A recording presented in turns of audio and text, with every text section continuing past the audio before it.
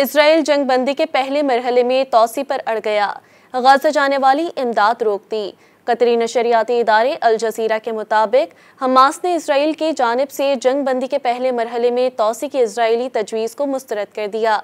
उसका कहना है कि जंगबंदी का दूसरा मरहला शुरू किया जाए ताकि मुस्तकिल अमन कायम हो सके। पहले मरहले में तौसी करवाकर इसराइल जंग छेड़ने का इम्कान खुला रखना चाहता है। हमास ने इमदाद की फराहमी को मुअत्तल करने के लिए इसराइली फैसले को ब्लैकमेलिंग करार दे दिया। हमास के तर्जुमान हासिम कासिम का कहना है कि जंगबंदी के दूसरे मरहले के लिए कोई बातचीत नहीं हो रही। पहला मरहला हफ्ते को ख़त्म हो चुका है। हासिम कासिम ने इसराइल को दूसरे मरहले के मुज़ाकरात शुरू न करने का जिम्मेदार करार दिया। इल्ज़ाम आयद किया कि इसराइल गाज़ा से बाकी कैदियों की बाजियाबी चाहता है। मिस्र की सरकारी इंफॉर्मेशन सर्विस ने जुम्मे के रोज़ कहा था कि इसराइल के हुकाम ने जुमेरात के रोज़ काहिरा में कतर और अमेरिका के सालिसों के साथ तफसीली बातचीत की, ताहम उन मुज़ाकरात का बज़ाहिर कोई नतीजा नहीं निकला।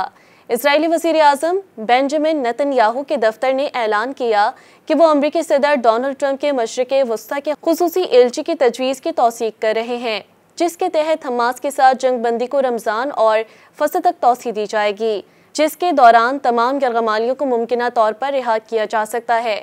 विटकोफ की तजवीज़ है कि बाकी रह जाने वाली यरगमालियों में से आधे तौसी शुदा जंगबंदी के पहले दिन रिहा किए जाएंगे। मुस्तकिल जंगबंदी की सूरत में बाकी कैदियों को मुद्दत के इख्तिताम पर रिहा किया जाएगा। खबर एजेंसी के मुताबिक गजा की पट्टी में 24 यरगमाली और 35 लाशें हमास और दीगर ग्रुपों की तहवील में हैं।